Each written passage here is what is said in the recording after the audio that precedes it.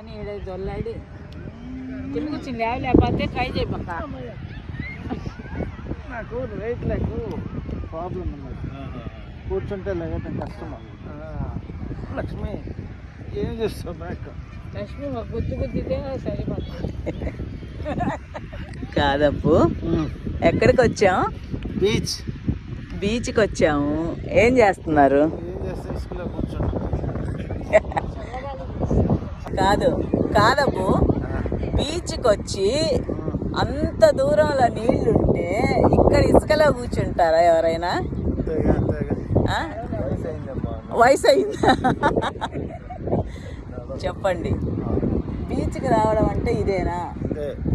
అంటే ఇసుకలో కూర్చొని వెళ్దాం. ఓ బస్తా ఇసుక తెచ్చుకొని ఇంట్లో వేసుకొని కూర్చున్న బీచే కదా. నీళ్ళల్లోకి వెళ్దాం. నీళ్ళల్లోకి వెళ్దాం. వద్దు, బట్టలన్నీ పాడైపోతాయి. బీచ్కి వచ్చి బట్టలు పాడవుతాయంట. ఏంటి మెరీనా బీచ్ కదండి, famous in Chennai. World second famous beach. World second famous beach.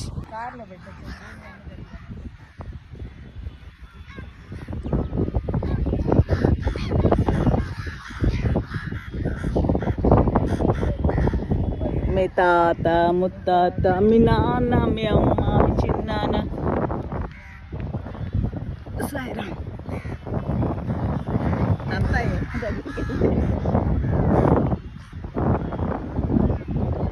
కాకులు మెరీనా బీచ్లో. మెరీనా బీచ్లో ఉన్నాము సండే వేళ. సండే అంటేనే ఎంజాయ్ కదా, సో అందుకనమాట. అక్కడ అల్లంత దూరాన ఉన్నాయి నీళ్ళు. కనిపిస్తున్నాయా?